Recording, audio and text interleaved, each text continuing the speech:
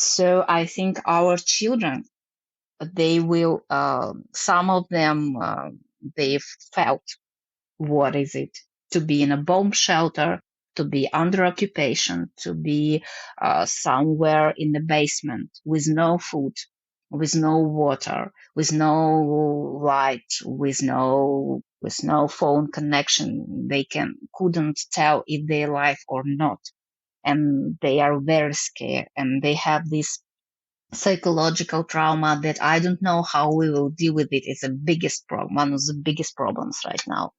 And those children, when they will have their children, they will tell them about it.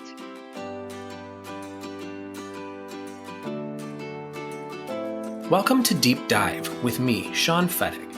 I'm a political scientist, and I'm interested in how our government and our politicians influence our lives, but also how our personal stories influence our politics. In this podcast, I may focus on topics in the news, but this is not punditry.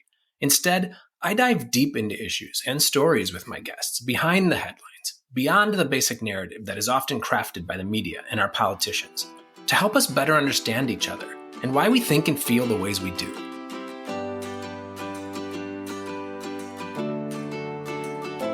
In February of 2014, Russia's army, under the direction of President Vladimir Putin, invaded and subsequently annexed Crimea, a peninsula off the eastern side of Ukraine. Russia quickly installed a subservient government to its own, presided over a referendum in the region under the watchful eye of Russian soldiers to legitimize the actions as driven by the will of the people, and began issuing Russian passports to Crimean inhabitants, a pretext for the later argument that Russia was protecting its own citizens when it invaded. In February of this year, Russia invaded Ukraine again, only this time the campaign is much wider, and Putin's ultimate goal remains unknown. Unlike what happened in 2014, the global response to this invasion has been unified and swift, cutting Russia off from the rest of the world in almost universal terms, from international finance, trade, diplomacy, and travel. Russia has become a pariah on the global stage, with a few notable exceptions, and by that I mean China, India, and Brazil. Nonetheless, as of this moment, Putin seems to be playing the long game, and it remains to be seen how it will end. The math is fuzzy, and we may never know how many people died or were injured as a result of this war. But here are some preliminary numbers. As of this month, August, over 5,500 Ukrainian civilians have been killed in the war. Of that, about 400 have been children. Nearly 8,000 more have been injured. The Ukrainian government does not report official death tolls of its armed forces, but one estimate stands at over 10,000. The United States estimates that the Russian forces have suffered upwards of 80,000 deaths. According to the United Nations, there have been over 11 million border crossings. That's 25% of Ukraine's total population out of Ukraine since the war began on February 24th of this year, and nearly 7 million Ukrainian refugees officially recorded across Europe. Today I'm talking to a friend of mine, Dr. Radmila Segol. She is an associate professor of journalism at the National Technical University of Ukraine and executive director of the Prometheus Mass Open online course platform. She also provides background research, editing, and translation for news organizations around the world, and on articles that have been and soon will be published in outlets such as Washington Post, The Economist, and Vogue. Mila lives in Kyiv, Ukraine, and she has chosen to stay there with her mother and her brother throughout this Russian campaign of war. We talk about her life before the invasion, before the war, and we talk about her life in Ukraine now. We discuss some history, the damage done, her thoughts about when, if at all, Ukraine could forgive Russia, how she finds some happiness living under constant air raids and threat of death, and what the rest of the world, you and I, can do to help. Let's do a deep dive. Thank you for taking the time to chat with me. I know that you've got a lot going on in a lot of different fronts in your life. It's okay. You have air raids going on now. Yes. We have an air raid alarm all over Ukraine, I think. I will check map, but I think it's all over the country. Maybe some regions are not. Yeah, it's all over the country, and Khersonska region, it's not under air raid, but it's occupied, so they don't shell in there. So when an air raid So what is that? That's a siren, I'm assuming, right? It's a siren, yeah. We have a siren signal and we have a map. This map shows when the siren starts and when it's finished. And also we have a Telegram channels, and these Telegram channels provides updates for us. It's like we have some news regarding shelling in some region, or in our region everything is fine, but stay put, stay in corridors or in bomb shelters, or whenever you can find something to hide. We have a lot of we have an application, it's called Air Raid Alarm, also in our phones, and you can choose region where you are staying, and it will alarm you in this region, and it will give you a notification when the air raid is finished. Also, we have in Kiev, we have another application. It's our public transport application. From the beginning, it was our public transport application when you can buy tickets, metro tickets, trolley buses tickets. But now it has alarms also, and it has a lot of different stuff where you can buy some meds, where you can buy maybe some products during the first weeks of the war. It was for products, for petrol, for gas, for other stuff, but now it's mostly for air raid alarm. And we have notifications from Google. Google provided notification at Android phones. We have them. I don't know about iPhones, but Android phones have notifications from Google as well. If you have location on, so you will get this notification. I don't have location on my phone. I don't like for everyone to know where I'm staying, because a lot of people trying to understand where is everybody staying.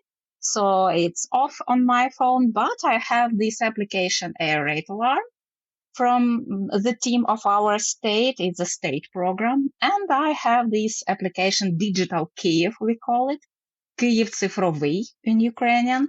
And it has also these air raid alarm notifications. So this might seem like a stupid question, but what exactly is an air raid? An air raid is when Russians, they have ships in the Black Sea. They have launch systems all over the Ukrainian border on the east of Ukraine. And also they have boats in Caspian Sea. And from these boats and from these launch systems, they are trying to shell us. With missiles, with other stuff. They have different types of rockets or missiles.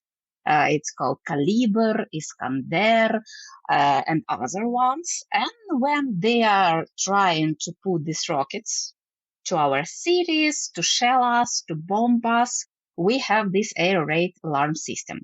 Our system of anti-air raid system in Ukraine, we have this system which can predict where this missile will go, where we will have this shelling, or where they are aiming right now. So in this region, we have air raid alarm. When it's all over Ukraine, it means that they are shelling from different parts of Russia, or from Black Sea, or from Belarus as well. And they don't actually know where the aim is. And you're in Kyiv, right? Yeah, I'm in Kyiv. I'm staying at home in Kyiv. But everybody is writing that there were some rockets in Vinnytsia region near Poltava, and some missiles went to Western Ukraine. So nobody knows where the actual aim is. How often do these air raids go off? Because it sounds like every time that you and I have chatted, it's... Yeah. I've talked to my mother about it. I said that, oh my God, I have this interview with Sean and it's air raid alarm again. So it's twice a day, sometimes 3 times a day. A couple nights ago, we have four in a row. So it was at 4 a.m. and then at 5 a.m., then at 6:30, and the last one was around 7 o'clock in the morning. So there was small ones, a couple of minutes, and very long one for an hour or so. at night it feels longer than it actually is, because we are asleep.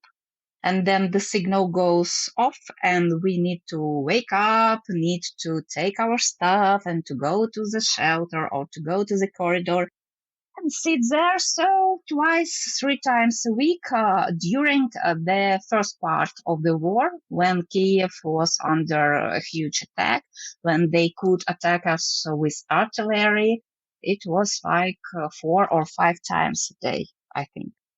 We have days when we don't have air raid alarms. Yesterday there was none. But today, it's the first one today, and I hope that this is the last one today. And I had asked you prior in one of our chats about how normal your life can be in this situation. And you had said it was like shocking at first, like it was terrifying when it first happened, but now like it's just kind of become a part of your daily life. And so I'm wondering, what was life like prior to February 24th when this all started? Actually, if we are talking prior the 2014, it's one part of our life, and after 2014, it's the second part of our life. But everything... well, you're talking about Crimea. About Crimea, Donbass, yeah, because we have this war happening in our land for 8 years right now. It wasn't actually here in Kiev, but it was there in our territory, and our people died there. And we have a lot going on there, and everybody was reading about it, taking some steps to connect with people who stayed there and other stuff. But prior February 21st, if we are talking about my life, for example, it was a normal life. My normal day was I was going to work. I have my lectures with my students. I wrote some articles. I wrote some Telegram posts in my Telegram channel. I've chatted with my friends. I was meeting them for coffee or for a dinner. We walked in the city. We went on vacations in other countries or in Ukraine. It's a normal life as usual, as in any other country right now. Nothing was alarming for us. Of course, 3 months before the war, I think in late November, we have first notifications regarding Russian troops around our borders. That it's more than it was before, because they were staying there for a long time, for 8 years now. But they've tried to move some troops from other regions of Russia. So we've got a lot of troops around our border, and they've got troops in Belarus. So we were a bit worried, not so much, but a bit worried. In late December, there was some talks about maybe they will go, maybe they will go through our border, and maybe they will start some operation in the east, in Donbass, to occupy all the Donbass, not the part of it. But I don't know, maybe we needed to pay more attention regarding this notification. But everybody seems preoccupied with coronavirus and with pandemic. So everybody was worried about their health and not about these troops at our borders.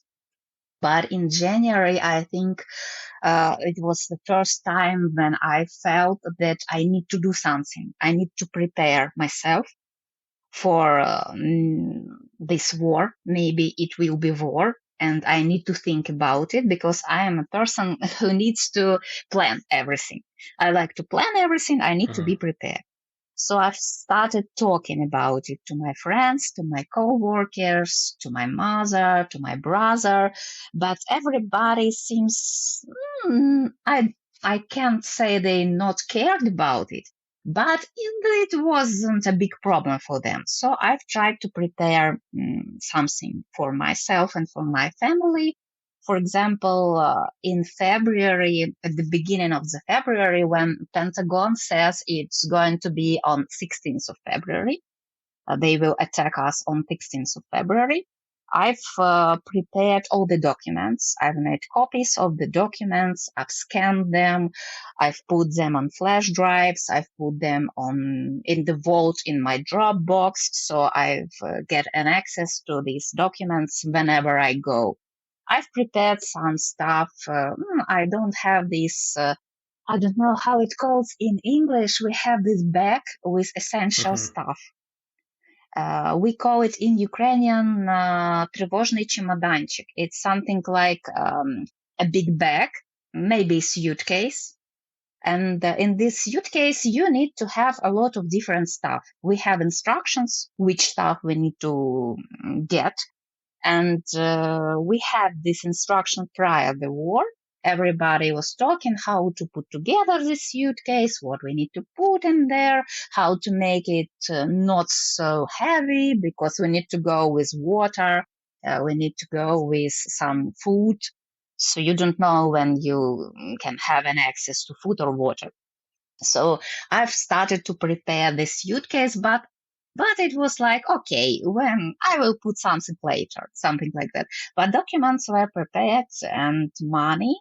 I've made some preparations regarding money because everybody was worried about it. It didn't happen actually. We were worried that our bank system will collapse. So we needed to prepare cash. So I've made some preparation regarding cash, Ukrainian cash, US dollars, euros, to have some money with me, because nobody knows how it will work out. And on February 24th, it was crazy. Nobody couldn't take any money from ATMs because they were empty. So I've prepared this stuff, and I don't know, everything else seems normal. On February 23rd, I went to work till the late evening, actually, because we had a lot of work. Then I went home. I've made some work at home. I've chatted with my friend. She lives in Lithuania. We chatted every day. Right now we are chatting every day, and we chatted every day before the war. And then I went to bed, and I woke up with first bombs shelling on our city. And since then, so what is life like now? Now it's two parts. It's we have these two parts in our life. The first few months, it was crazy in every part of Ukraine because nobody understood what to do.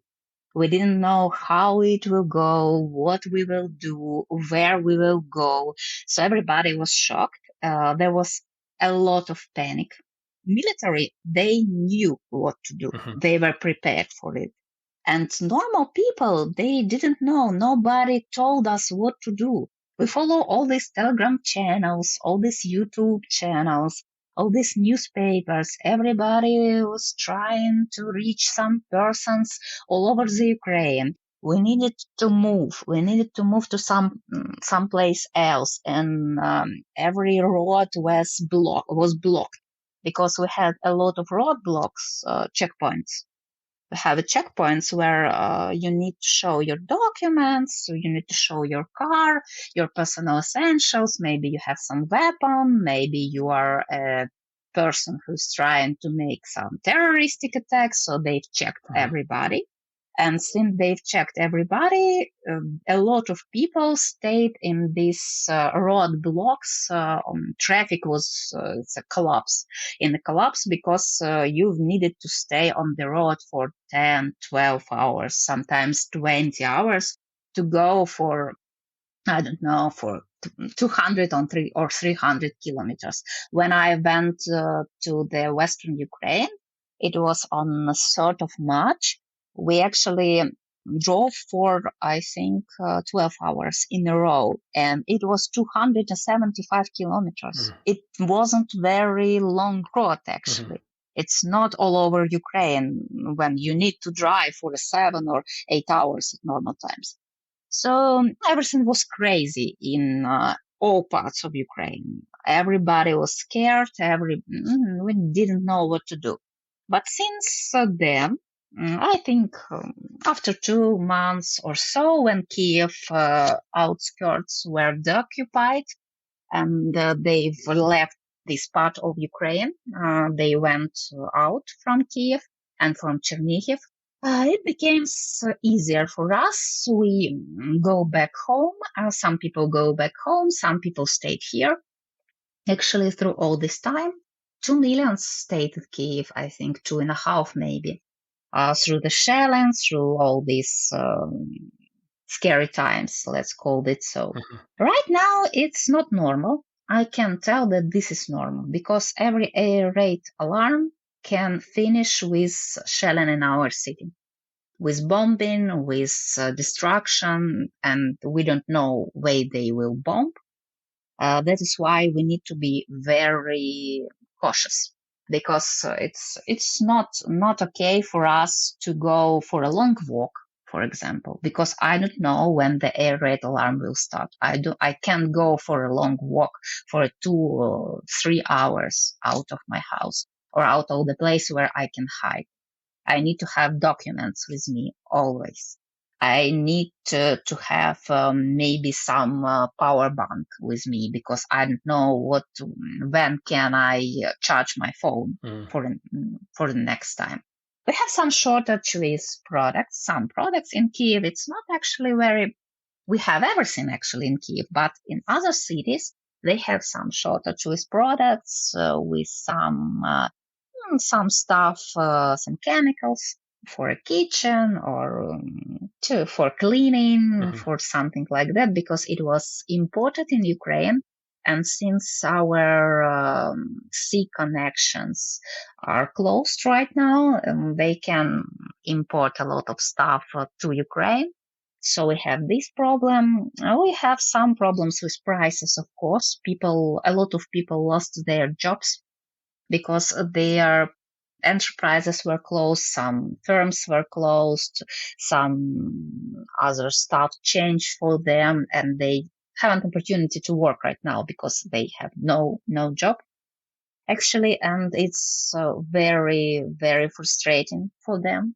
And prices are high. I think it's twice time higher than it was before the war.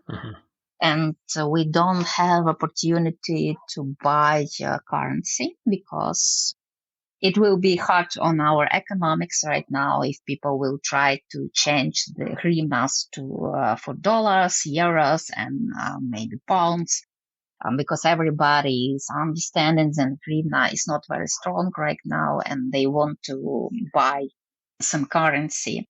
And I think people right now, we have a curfew. It's at 11 p.m. It starts at 11 p.m. till 5 a.m. We need to stay at home. We can't go outside.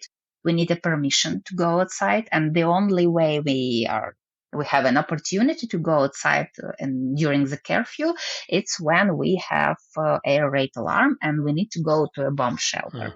So we can go out, and another time we need to stay at home. Everybody needs to stay at home because a lot of different persons are trying to infiltrate the city, and our military and our police are trying to find them during the night. So it's that. Also, I think it's hard for us a lot of people died. A lot of people became homeless because in Kiev outskirts, it was crazy. A lot of my friends, they've become homeless. They are living in our university right now. One of our vice rector of the university, she's homeless right now. Her flat was bombed in the March, and now she and her family stays in university's dormitory, and a lot of people lives here actually. A lot of people lives in Western Ukraine, and a lot of my friends left Ukraine. They live in Europe with their children or by themselves if they don't have children right now, and they needed to start over again. They have a business here, they have a stability, a work, a flat or a home, a house maybe, and now they have to start all over again because they don't have anything here. They've lost everything. during the bombing or during some occupation period when they occupied some cities or some villages. So they are staying there. They are trying to find a new life there, and it's actually very hard on them and very hard on us because I want to see my friends. I want to go out with them, and I don't have this opportunity actually right now. And of course, in my line of work in university, I have a lot of students who stayed in occupied territories right now in Kherson, in some part of Zaporizhia region, in some part of Donetsk and Lugansk region, and they're staying there, and it's hard for them to study, and it's hard for them to stay in contact, in touch with us. And also new students, future students, we are working with them right now. And one of my parts of this job, it's working with those who stayed in occupied territories or those who left because their territory is occupied and they are staying somewhere else. So we need to organize their enrollment. They need to enter to the university to study, and we need to make some places for them to live. But these places needs to be with bomb shelters, and it's a huge problem here in Ukraine because we weren't ready for it. We didn't have such large shelters. We quantity of these shelters, it's not a lot actually. Of course, during the Cold War, during the Soviet time, they've built some bomb shelters here. Metro is a great bomb shelter actually. It's built for nuclear attack, and it will hold if nuclear attack ever happen. But other parts of the city, especially in new houses, we don't have these shelters, and we need to give these people opportunity to stay safe, to feel safe, at least when it's not shelling around them when they're staying in Kiev. Why did you choose to stay? I feel that I need to be here. I feel that this place needs me right now. I have a lot of work right now, and I think that this work is important for Ukraine right now. For those people, I can help them from here. I can help them to study. I can help them to find new life in this territory of Ukraine. I feel that I don't know. I need to stay to be here. My mother wants to be here. My brother is here. My family is here. So I'm staying. I'm choosing to stay, and I feel that we will win, of course. And after that, we need to rebuild. And we need people to rebuild this country, and we need people who will do it here, not from some other countries. Of course, our people from other countries who are staying in other countries, they're helping a lot. They're sending money, they are providing counseling, they are working with volunteers, they're translating for our people who are only moved to other country right now, or moving right now, or moved for a few days or a few weeks ago.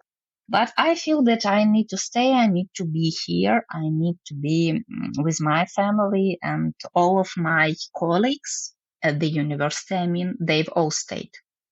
And we are working and we are trying to make everything happen for our students, for future students, and for our students right now.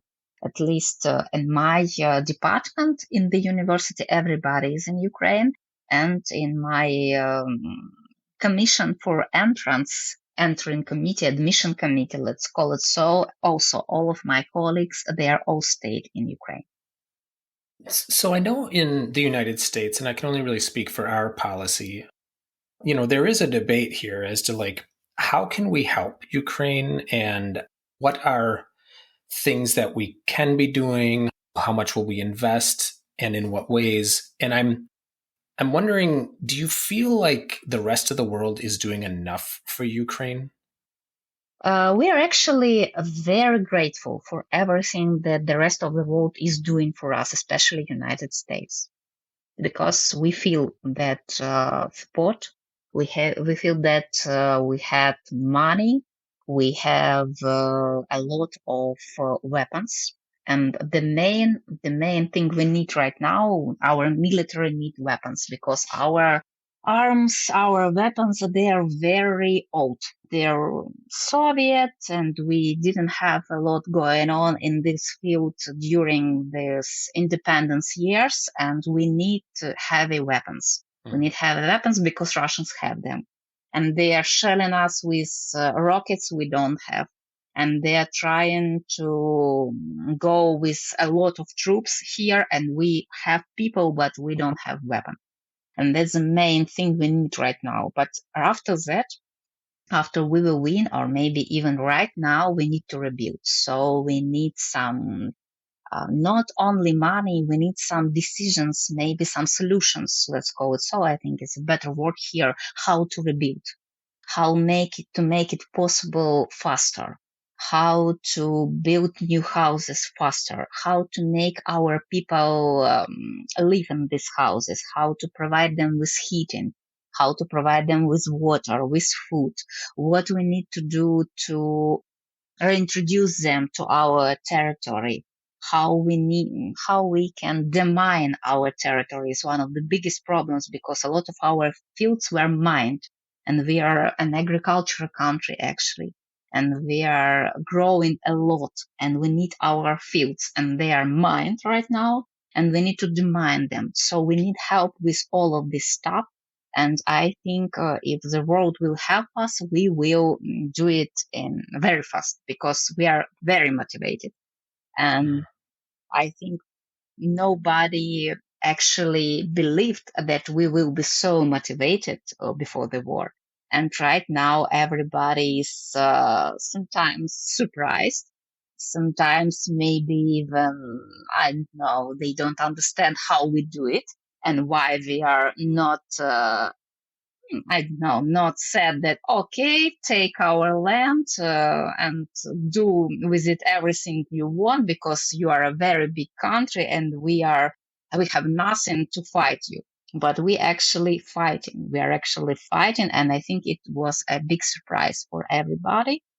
But I hope that everybody will help us after the war. And right now, when we need these weapons, when we need this money, to stay, to live, because a lot of people lost their job and they are living from this money that some of our organizations through our international donors have and provide for our people. So as you know, I'm married to a Russian, and that's how we know each other. And so we have a lot of friends and family in both Russia and Ukraine.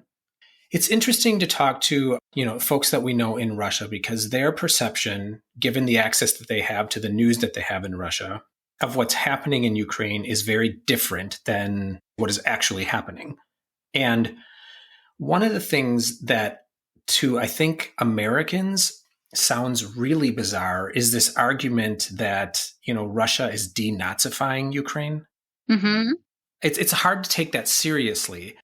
But I'm also open to the fact that maybe we are missing something about the story in Russia and Ukraine in which this is a big deal, but it seems crazy. So maybe you could help me understand.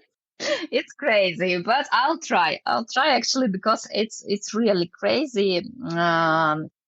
Ukraine is like I don't know, litmus paper. I don't know. You have this word. It's like example for Russia, example for every other country, former Soviet countries.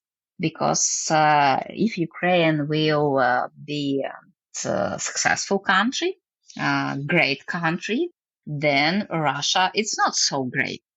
They think so. I don't know why, because it's never was our point to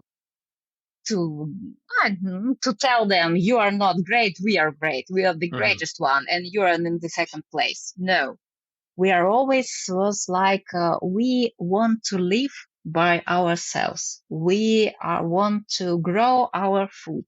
We want to raise our children. So leave us alone, please. We need nothing more. We want you to leave us alone. That's all. It's a mentality thing, actually, for Ukrainians. Since Kiev Rus, I guess, Ukrainians are like, we want to live by ourselves. We wouldn't try to go for other countries because we are not the countries that will go to war with other countries. We don't need territories. We don't need anything else. We just need to live and stay at our places and to be happy. That's all. But if Ukraine will be a successful country, European country, and we want to be a European country, then Russia is lose this battle for to unite former Soviet republics, to unite, to make this big country again. Russia is great, Russia is big, Russia is very strong country, and they have everybody united. So it's one point. The other one is during the Soviet times, during even the Soviet times and before then, Ukraine always wanted to be independent because Ukraine never was a big Soviet republic. We were like, we have our own language, we have our own culture, we have our own traditions. We are the oldest of the Russian, this former Soviet republic, because Kiev Rus started here and every other part of the former Soviet Union started here. So we are a nation state and we want to be independent. We have our own laws, our own government. And in Soviet times, Russians, they always tried to make Ukrainians feel less in every way, feel like they are not very smart. Their language is not so great. They are like not very like shallow people in every way. They need to give everything they grow to Russians. They can starve, but they need to feed everybody. So it was like a political part. A lot of people here in Ukraine tried to resist Soviet, and they've always tried to make them stop. Maybe they've put them in prisons. They've tried to make Ukrainian language less popular. They've tried to make Ukrainians more Russian, let's call it so. They've tried to make them feel like if you are Russian, you're a better person. If you're Ukrainian, you're not so great. Even in movies, in some of Russian movies after the Soviet, in Russian movies in 19th, in 18th, in late 20th century and in the beginning of the 21st century, even in movies you can see how if somebody is a thief, there somebody is trying to break and some houses or to steal something, it's always Ukrainian, always. Or if you are talking about Ukrainian person, this person is sometimes a scammer or something like that. So they've tried to make this symbol out of Ukraine and Ukrainians that they are shallow, they are thieves, and they not so great people. And I think it worked along with all the propaganda they have. It's a Soviet propaganda, but and Soviet propaganda is was one of the strongest in 20th century. And all the best practices were used in Russia all over these years. And I don't have such relatives or friends in Russia who are under Russian propaganda, let's call it so. All of my friends, they left on 24th of February if they stayed in Russia, or they are protesting there and they were arrested for a couple of times. It's not a lot of them stayed, but they tried to make people understand what is happening, what is actually happening. But my friend, she has a lot of relatives there, and they are under this propaganda, under this Russian big Russian scary propaganda thing. And when she's talking about it, when she's telling me about it, it's crazy. They believe everything they hear on their television. They believe everything they read. They say that it's written in newspapers, so it must be true. It can be lies. Mm-hmm. Why? Why lie to us? And they don't want to listen to anything else. They're like zombie, I'm feeling like I'm looking at zombies sometimes when I'm looking at them. When I see some videos from Russia, it's like zombie state, actually, for me. Mm-hmm. Another narrative that comes out of Russia from Putin is that, Ukraine and Russia are like family, that Russia is like an older brother to Ukraine. And I think to people, and I guess I would consider even myself amongst them, that don't really understand the historical relationship between Russia and Ukraine, or Russia and its former Soviet satellite countries. This seems bizarre in that if Russia and Ukraine are family, then it doesn't make sense that Russia is treating Ukraine this way. And so I'm wondering if you could help me understand, is this just another false narrative on Putin's part, or is there some like familial type of history between Russia and Ukraine? And then why would Russia behave this way if that's the case? We have joint history. Kiev Rus was the beginning of Ukraine and the beginning of Russia. Ukrainian Duke built Moscow, actually. And it was Kiev Rus was the biggest states in the biggest state in this part of the world. And the Christianity began here, or Orthodox Christianity began here in Kiev. And they've always felt like we need to make Kiev a part of Russia, because Russia is great, and how it's possible that it's another state when all the Russian culture began here in Kiev. So you can say that we are the oldest brother, actually, but we never put it narrative.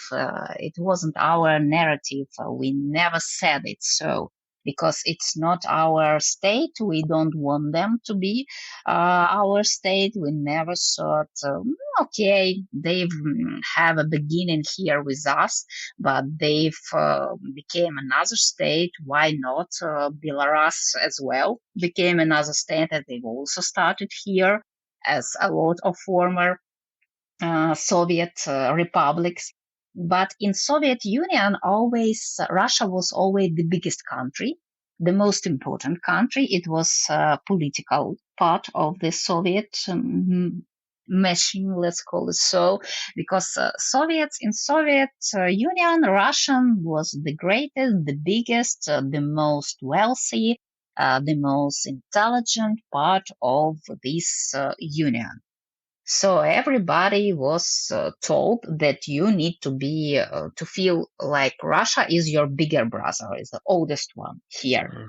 And you need to support it. It's a great honor to work in Russia, to be put in Moscow or in St. Petersburg, because it's the main state, it's the biggest state in Soviet Union. So it was like that for all the Soviet history. And Putin, he was raised in Soviet Union. He was a KGB agent for some point. So this narrative actually is very common for him. Russia is the biggest, Russia is the greatest, Russia needs to be first everywhere, every time. So they're trying to tell us that they are more intelligent, they are oldest, and they will be our I know, we will be satellites for their big planet, because they are so strong and they're so big. And we actually never thought like, we don't want it. In Ukraine, people don't want it. They want to, as I said to you, they want to live and to be left alone, because we don't want anybody to interrupt our life. We don't need another territories. We don't need another people to say us what to do. We just want to live and do what we always did. To grow some stuff, to build some stuff, to build rockets, for example. Every rocket that was built in Soviet Union started here at my university. Korolov graduated from my university, and actually it's one of the biggest parts of our enterprises here in Ukraine. And we want to build rockets, we want to go to space, we want to grow our grains, and we want to be happy, and we don't need Russia for that. But they feel like they need to tell us what to do. And this narrative stays with us for all the years of independence. They've always tried to tell us what to do. And we always tried to tell them that we don't need them.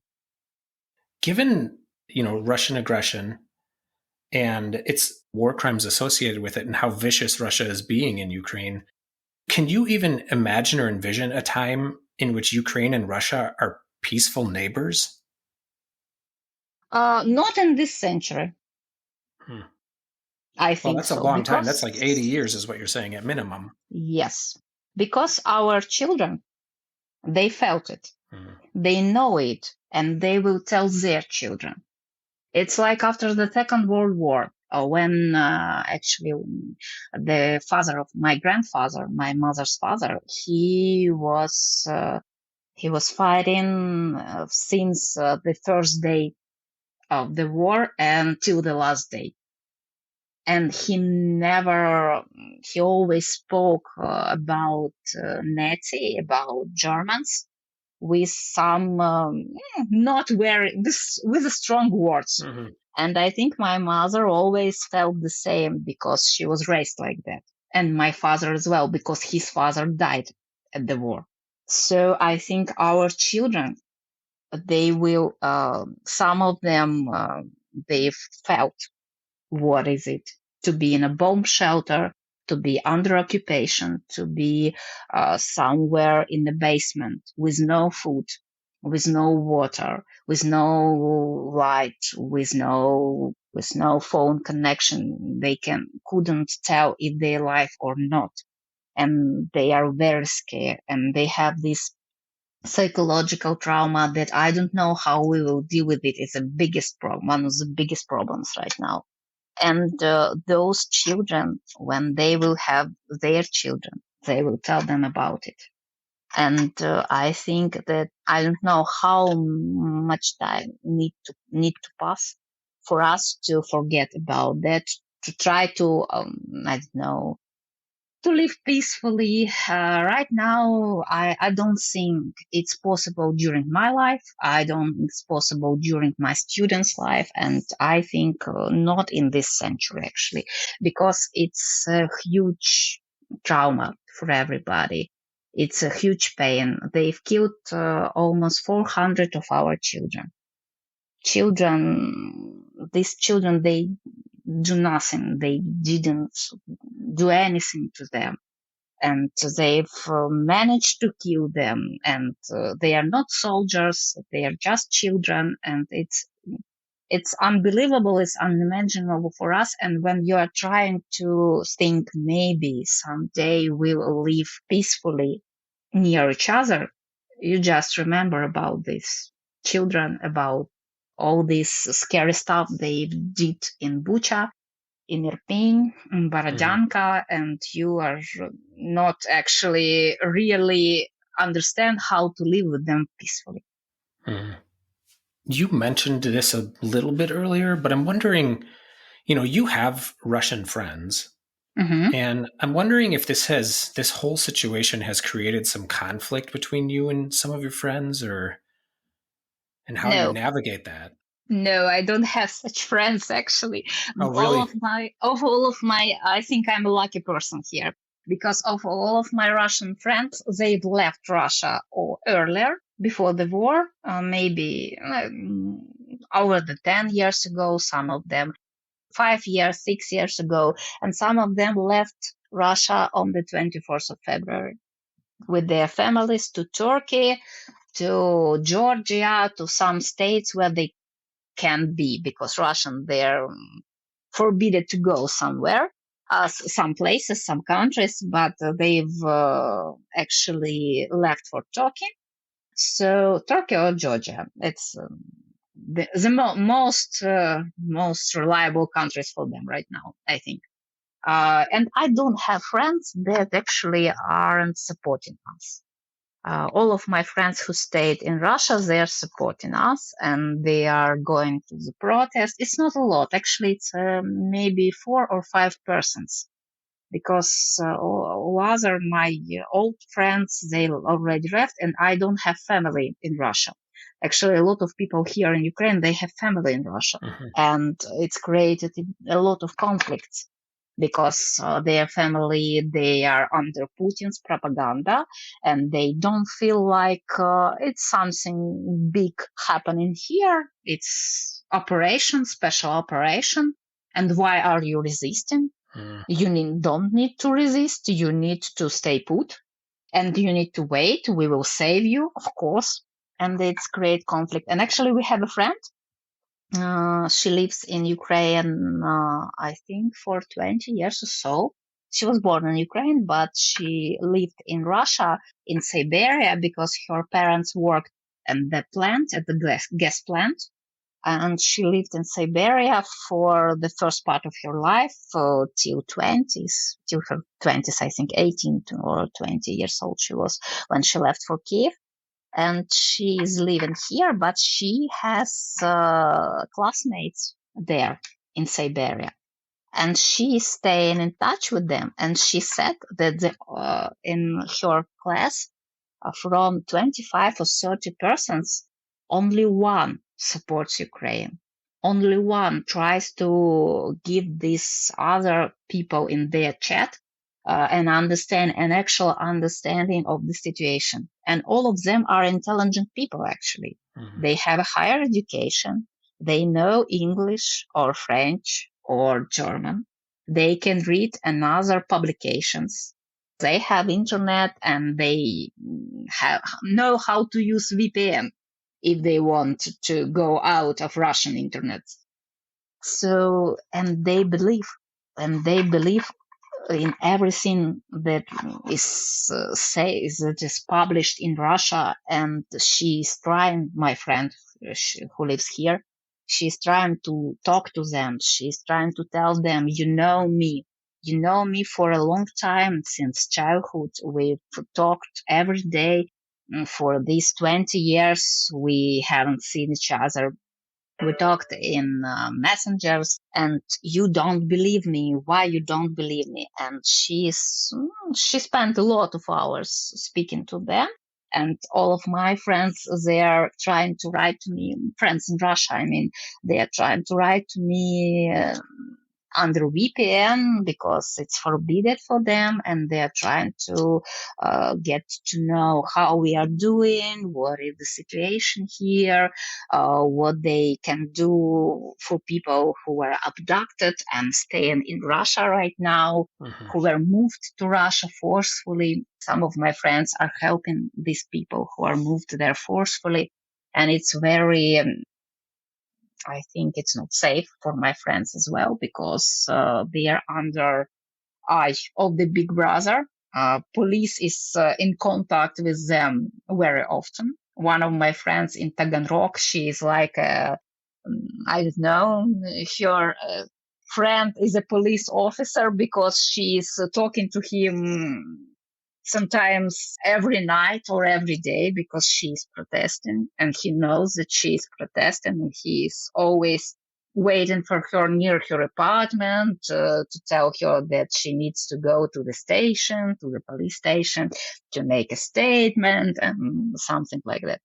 It's hard to understand how people that you know all your life, people who are you think about them as your friends, why they are supporting the system that killing us, and that's telling everybody that we are Nazi, that we are enemies for them, that we need to be killed. All of us need to be killed, and our cities need to be destroyed. Are you able to maintain a measure of happiness amongst all this? Sometimes, but it's for a short period. It's like a minute or 2 minutes when I feel happy because everybody is safe. Or when my friends who are staying in some regions where it's not a lot of possibilities to stay in touch in Kherson, or somewhere in the south. They are writing to us, so we feel happy. Or sometimes when our armed forces make some progress, they are deoccupying some of our cities, or they are bombing some of the, let's say, heavy weapons that Russians have near our borders or in our territory. We have somewhere. Sometimes it feels like we are happy, but it's not for a long time, couple of minutes or so. And then you remember that there is a war around, and you need to be cautious, you need to be safe, you need to be prepared for everything. For people that aren't policymakers or aren't the ones controlling massive amounts of money, so people like your average American, what could they be doing that would be particularly helpful or to help in some way your people? Actually, you can donate to our organization who are volunteers. Our volunteers, they are buying food, they are buying supplies, medical supplies for people, for temporary relocated people, displaced people, temporary displaced, actually, the term is. They are buying some stuff for our army because it's not a lot of products there of food. I mean, not a lot of stuff for them. Some clothes they are buying, some weapons they are buying, drones and other stuff. We are always donations are always welcome here. At the first part. The second part, a lot of people move to United States and they are staying there and they need help. They need help to find a job, to find some place to live, to understand American system of life, because it's a very different Ukrainian way of life and American way of life is a completely different story. And if a person doesn't speak English, it's hard for this person to understand how to live there. So the second part. The third part is a humanitarian aid. It's actually, we need a lot of medical supplies. Actually, medical supplies is the first thing, because in Kiev we have what we need because it's a capital. It's a capital city, and the capital you always can find anything you want, especially when you know some people. It's Ukraine. When you know somebody, you will find everything you need. It's a Soviet way of life. Everybody knows everybody, and then everybody can find everything. But in small towns, in small cities, in villages, especially in occupied territory, they don't have medical supplies. A lot of my volunteer friends, they are traveling a lot with medical supplies, with foods, with clothes to eastern parts of Ukraine, to southern parts of Ukraine. They're risking their lives actually because they can be shot. They can become a target of Russian troops, or they can be captured, kidnapped with all the supplies, but they are doing it because they understand that if they won't do it, nobody will. We don't have a lot of people who can do it because this war, and since the 2014 actually, the war is still happening. We are still fighting because of volunteers. Our volunteers, I think, are our biggest hope here because they are helping everybody. They are trying to move products. They are trying to move people. A lot of them moved people from these parts of Kiev outskirts, from Kherson to the deoccupied part of Ukraine, and they've saved their life. And I think this help to the volunteers, it's the one that they need donations and they need supplies. So humanitarian aid, donations, and help to our people who are staying in the United States. I think it's 3 parts from me. Okay. One more question for you. Mm-hmm. So I know you teach at university, and I know you do a lot of writing and you're involved in a lot of other projects. You're a very busy person, which is good. Tell me about some of the projects you're working on. Oh, I'm teaching at university, at National Technical University of Ukraine, Kiev Polytechnic Institute. Igor Sikorsky Kiev Polytechnic Institute is one of the oldest universities in our country. And I'm teaching communication, editing, journalism, and other stuff regarding arts.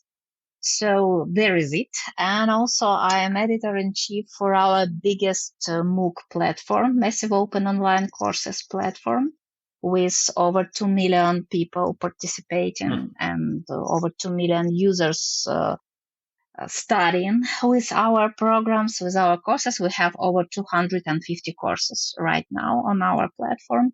It was started actually in 2014 and is one of the biggest and oldest online platforms in Ukraine. And I have a Telegram channel in which I'm writing about television, about American television. I'm writing about American television for a very long time, I guess, for 25 years or so, since I was a teenager. And also I have a lot of projects during the war. I've started a lot of projects with my colleagues, with my journalist colleagues. I'm actually working with Washington Post, with The Economist, and I've done some work for Vogue. And I'm helping them because Washington Post has bureau here in Kiev, and my friend is working with them.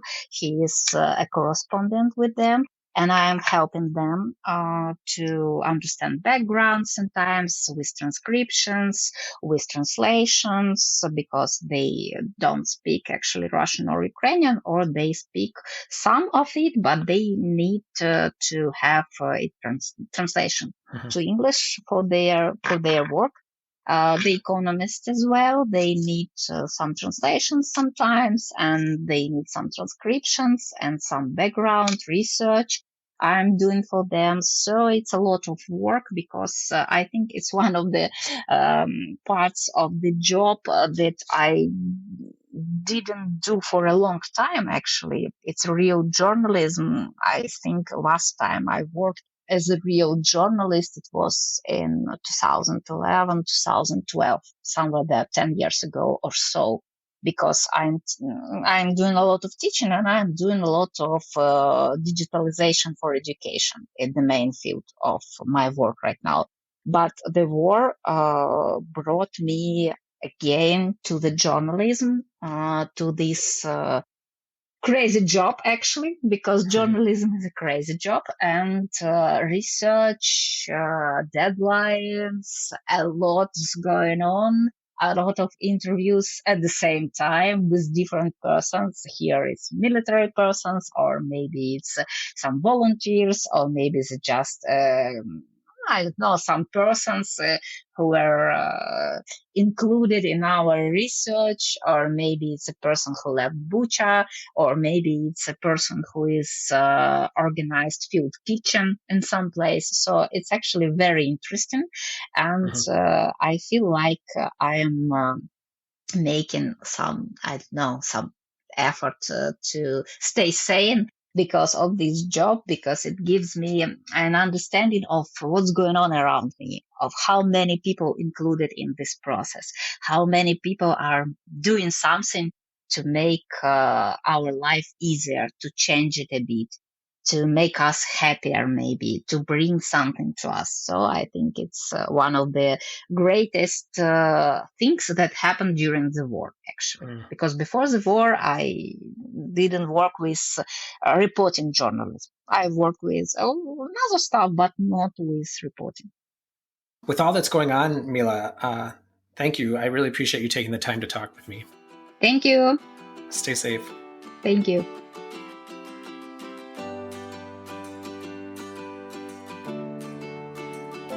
It goes without saying, war is hell. And we don't yet know where this one is headed. We don't know what Putin's ultimate goal is, and we don't know what the Western world's resolve is. But the fact remains that lives have been upended, and people have died, both Ukrainian and Russian, because one man, Vladimir Putin, has chosen to wage this war. I have included links in the show notes to organizations that provide direct aid to the Ukrainian people if you are so inclined and able. Next week is the season finale of Deep Dive, and for that episode, I'm having a bit of fun. I'll be talking to 3 friends of mine that share a common obsession for travel. We'll talk about how travel has informed our worldviews, and some of our favorite places, some places we have yet to travel, and if there are any places that we would never travel. In the meantime, as always, if you have any thoughts, questions, or comments, you can email me at deepdivewithsean@gmail.com. And you can find me on Twitter at deepdivesean and on Instagram at deepdivewithsean. Chat soon, folks.